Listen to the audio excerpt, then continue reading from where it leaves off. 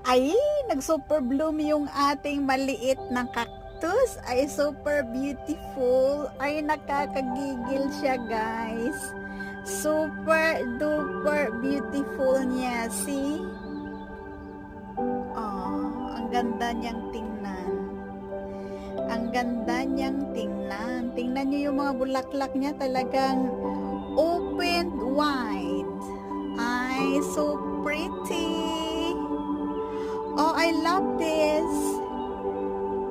Nasinagan kasi sila ng araw, kaya ang ganda din.